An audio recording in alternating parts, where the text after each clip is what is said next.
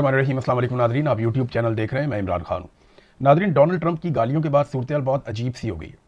यानी वो जगह जहाँ से डोनाल्ड ट्रंप को थोड़ी बहुत ठंडी हवा आती थी वो भी नहीं आ रही। अब डोनाल्ड ट्रंप के हमायती भी अब शर्माना शुरू हो गए हैं कि यार ये किस बंदे की हमने सपोर्ट कर दी है।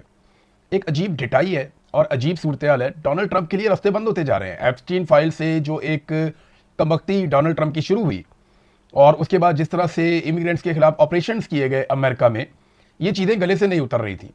अमेरिका के अंदर महंगाई बढ़ रही थी, प्राइसेस ऊपर जा रही थी, डिफरेंट चीज़ें हो रही थी, तो डोनाल्ड ट्रंप के लिए मुश्किलात बढ़ रही थी। ऐसे में इन चीज़ों से जान छुड़ाने के लिए उसने ईरान पे अटैक कर दिया और वो सबसे बड़ी दलदल बन गई जिसमें वो फंसा हुआ है। और अब उससे निकलने का कोई रास्ता नहीं मिल रहा, तो गालियां देने पे उतरा है। डोनाल्ड ट्रंप ने वो गंदी गालियां दी हैं और बाकायदा पब्लिकली दी हैं। और गाली बोलना तो चलो हो जाता ना, बंदे के मुंह से निकल गई, लिख कर गालियां दी हैं और अपने अकाउंट से उनको ट्वीट किया है, अपने अकाउंट से उनको पोस्ट किया है गालियों को। तो ये तो अब रिकॉर्ड का हिस्सा रहेगा। और डोनाल्ड ट्रंप की गालियों ने पूरी दुनिया को, खासतौर पे उन लोगों को जो आसिम मुनीर टाइप या शहबाज शरीफ साहब की तरह डोनाल्ड ट्रंप को बना रहे थे अमन का नोबेल इनाम का हकदार, यानी इन्होंने तो नामजद कर दिया था कि अमन का नोबेल इनाम इस आदमी को मिलना चाहिए। अब डोनाल्ड ट्रंप रोजाना की बुनियाद पर साबित करता है कि ये कितने बड़े बेवकूफ़ हैं। डोनाल्ड ट्रंप रोजाना की बुनियाद पर जब कोई नई खच मारता है तो पता चलता है जनाब जिम्मेदार ये लोग हैं जो ये कहते रहे कि इस आदमी को अमन का नोबेल इनाम दिया जाए। शहबाज शरीफ तो उसको सेवियर ऑफ द वर्ल्ड, जिधर देखता है उधर ही सैल्यूट। अजीबो गरीब किस्म की इन्होंने हरकतें की। तो अब वो डोनाल्ड ट्रंप की गालियों ने हालात को बहुत कशीदा बना दिया। डोनाल्ड ट्रंप पे उसके ऊपर धमकियां भी दी हैं कि बिजली घरों पे और पुलों के ऊपर बड़ी तबाही फैलाई जाएगी, इंफ्रास्ट्रक्चर तबाह किया जाएगा। और फाइनली एक ट्वीट किया डोनाल्ड ट्रंप ने, उसमें लिखा ट्यूसडे 8 PM ईस्टर्न टाइम। ये ईस्टर्न टाइम अमेरिका का जो ईस्टर्न एरिया है या कनाडा का, वो उसको कहते हैं आप। पाकिस्तान से इस वक्त जो ईस्टर्न टाइम है उसका फर्क चल रहा है 9 घंटे का। यानी उन्होंने अगर 8 बजे रात को मंगल को अटैक करने का कहा है ना, कि 8 बजे रात को मंगल को अटैक करेगा अमेरिका ईरान के ऊपर, तो उस वक्त पाकिस्तान में बुध की सुबह 5 बजे होंगे। पाकिस्तान का टाइम फॉरवर्ड चलता है ना, तो बुध की सुबह 5 बजे होंगे पाकिस्तान में और अमेरिका का जो ईस्टर्न टाइम है वहां पे मंगल की रात 8 बजे का टाइम होगा। तो ये डोनाल्ड ट्रंप ने टाइम भी बता दिया कि जनाब इस टाइम पे हमला किया जाएगा।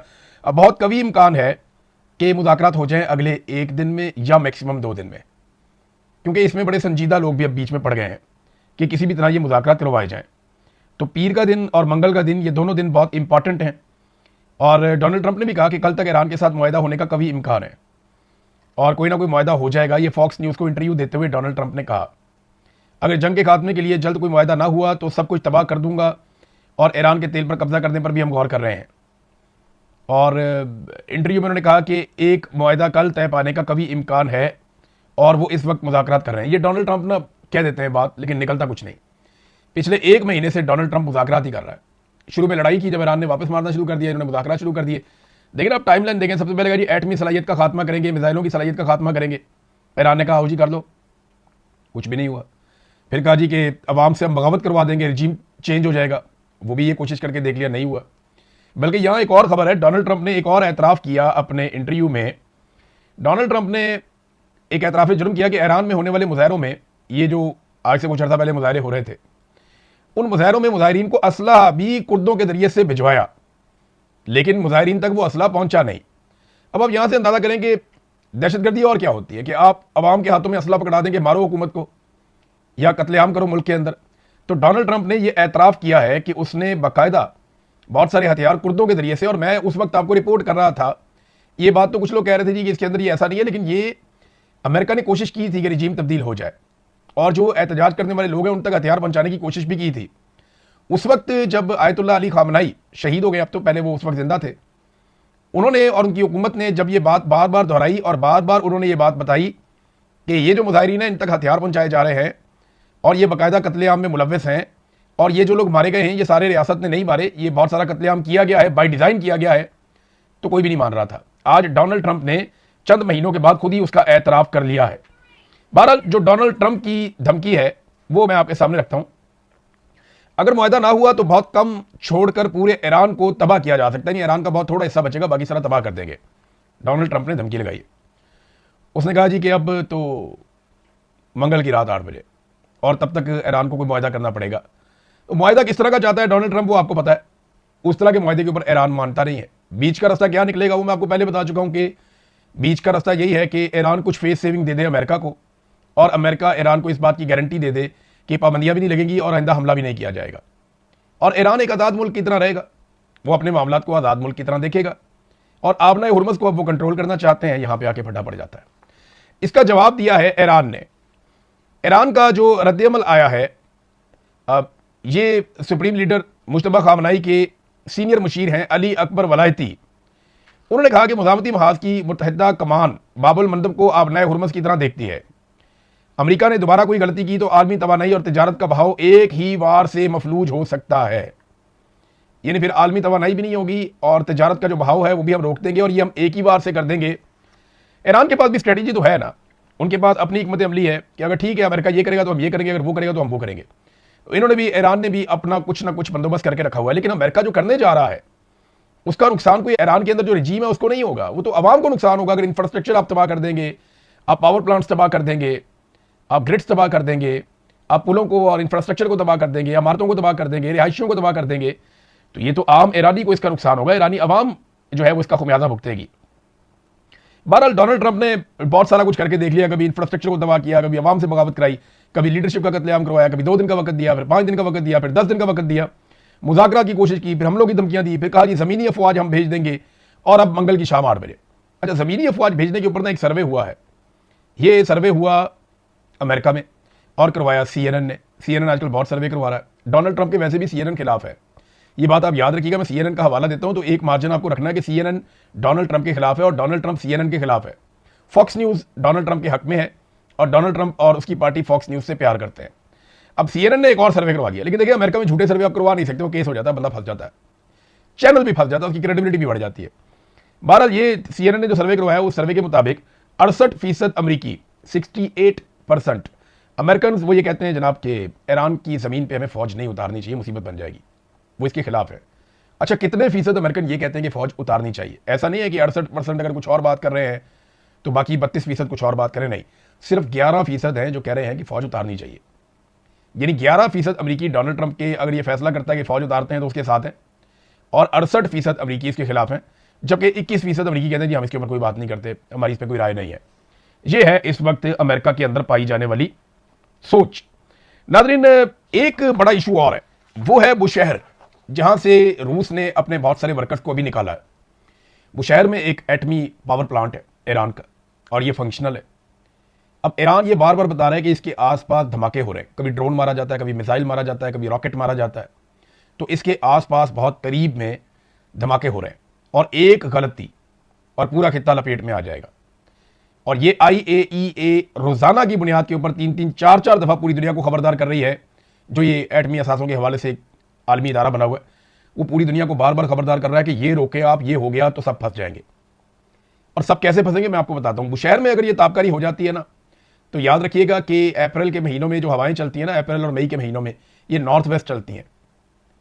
यानी ये हवा अगर बुशहर में ये एटमी ताबकारी होती है तो हवा जाएगी टुवर्ड्स गल्फ कंट्रीज, बहरीन में, कतर में, कुवैत में, ओमान में, UAE में, ये इस तरफ को, सऊदी अरब में, ये हवा इस तरफ को जाएगी, और ये सारे ममालिक मुतासर होंगे बशमूल अमरीकी अड्डों के, और यहाँ रहने वाले लोग भी मुतासर होंगे, और जो बीच में पर्शियन गल्फ है जहाँ पे बेशुमार दुनिया के बहरी जहाज खड़े हैं वो भी मुतासर होंगे। तो ये बड़ी मुसीबत बन जाएगी। और अगर हवा चलती है अपोजिट साइड पे तो ईरान का एक बहुत बड़ा हिस्सा मुतासर हो जाएगा, और अगर पाकिस्तान की तरफ आती है तो पाकिस्तान को इस पर आज ही बात करनी चाहिए। पाकिस्तान भी इससे, अगर गरबन शरकन हवा चलती है, और ये चलती होती है हवा, ये जो सीजन है ना आपका अप्रैल का, मई का, जून का, ये तेज हवाओं वाला सीजन होता है, इसमें हवा तेज चलती है, तो इसका नुकसान हो सकता है। ये बात सबको ध्यान में रखनी पड़ेगी, और ये बार बार खबरदार किया जा रहा है उन लोगों की जानिब से जो लोग जंग को और उसके नुकसानात को जानते हैं। फ्रांस के साथ UAE का एक मुआहदा था, वो भी UAE ने खत्म कर दिया। ये राफेल तैयारों के हवाले से था, कोई 5 अरब यूरोस का मुआहदा था, तो ये मिलकर काम करने वाले थे। इसमें UAE का एक दिफाई नुक्ता नज़र से फ्रांस के साथ मुआहदा था, तो पार्टनरशिप थी, वो खत्म हो गई। UAE पीछे हट गया क्योंकि फ्रांस जो है वो अटैक करता नहीं है अब नए हुर्मुज़ खुलवाने के लिए, और फ्रांस इस लड़ाई में उतरता नहीं है। एक नाज़रीन जो खबर आई थी ना, जो सबसे इंपॉर्टेंट है, वो ये है कि शुमाली कोरिया के 500 ऐसे मिसाइल जो 15,000 किलोमीटर तक मार कर सकते हैं, इस खबर को बहुत हवा दी जा रही है, बहुत फैलाया जा रहा है।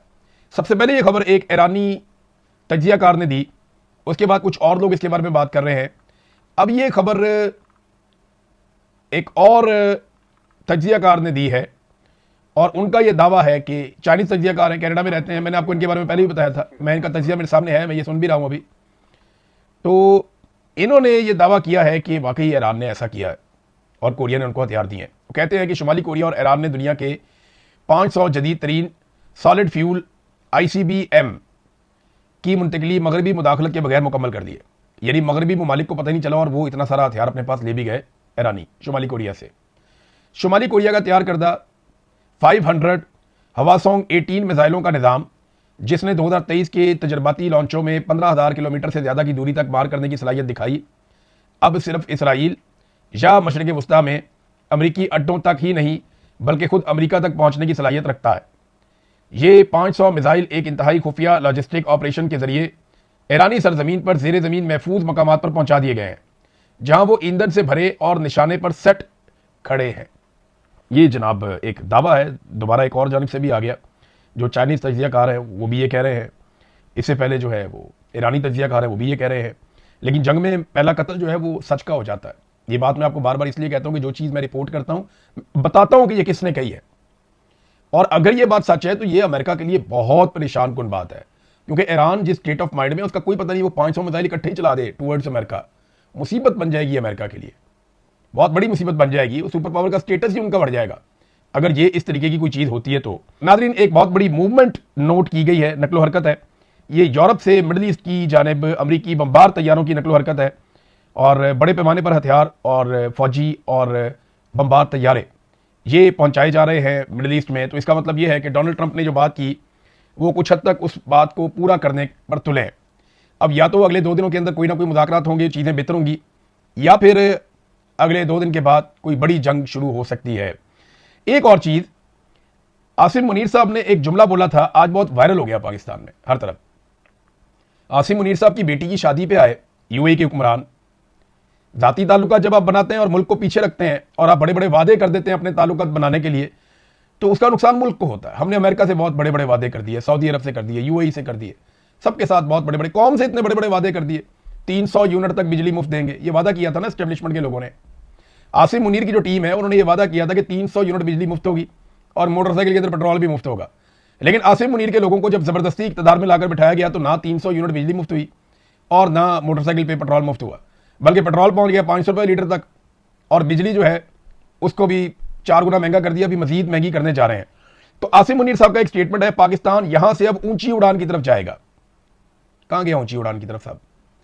26वीं और 27वीं आईनी तरमीम के बाद उनके इस किस्म के दावे थे कि पाकिस्तान अब ऊंची उड़ान की तरफ जाएगा, क्योंकि वो सब कुछ ठीक कर देंगे। उन्हें लगता था, उन्हें इस्तिस्ना मिल गया है, वो फील्ड मार्शल बन गए हैं, ताहयात इस्तिस्ना उनके पास है, उन्हें हिला नहीं सकता, 5 साल की एक्सटेंशन भी मिल गई है। तो उन्हें लगा कि यहां से पाकिस्तान ऊंची उड़ान की तरफ जाएगा। लेकिन हम देख रहे हैं कि जिस दिन से आसिम मुनीर साहब पाकिस्तान के आर्मी चीफ बने, इंसानी हुकूक हो, दहशतगर्दी हो, पाकिस्तान के अंदर मईशत हो, पाकिस्तान के अंदरूनी बैरूनी कोई भी मामला हो, हर चीज़ में पाकिस्तान नीचे गया। सिर्फ एक छोटी सी अचीवमेंट मिली कि इंडिया के तैयारे गिर गए, और उसको लेकर वो एयरफोर्स ने गिराए थे, लेकिन आसिम मुनीर साहब ने उसको अपनी कामयाबी बनाकर खुद फील्ड मार्शल का ओहदा ले लिया। आप बताएं ना, ईरान का आर्मी चीफ कौन है? इतनी बड़ी जंग लड़ रहा है सुपर पावर के साथ, कौन है?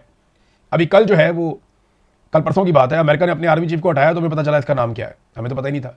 और भाई, आर्मी चीफ जंगे नहीं लड़ते होते, जंगे कौम लड़ती होती है, प्रोफेशनल फौज लड़ती होती है। यहाँ उठा के आर्मी चीफ को सारा कुछ सारा क्रेडिट दे देते हैं, तो ये ऐसे नहीं होता। ये हमारे यहाँ पे पॉलिटिक्स है और उस पॉलिटिक्स का फायदा उठाया जाता है। बहरहाल, कहा इन्होंने कुछ हुआ कुछ, मईशत भी तबाह हो गई, लोग गरीब हो गए, सरमायाकारी बंद हो गई, और आज पाकिस्तान वहाँ खड़ा है जहाँ पाकिस्तान जिनको दोस्त कहता था वो भी आंखें दिखा रहे हैं। चाइना हमसे नाराज़ है, UAE हमसे नाराज़ हो गया, अमेरिका जो है उसको इन्होंने राज़ी रखा हुआ है चापलूसियाँ कर करके। सऊदी अरब को कैसे राज़ी रखेंगे? अगर वाकई वो लड़ पड़ते हैं तो आप कैसे लड़ेंगे? ये बड़े सवालात हैं। जब आप ज़ाती फ़ायदे के लिए मुल्क को इस्तेमाल करते हैं तो फिर नुकसान भी मुल्क को होता है। अब तक के लिए इतने, अपना ख्याल रखिएगा, अपने चैनल का भी। अल्लाह हाफ़िज़।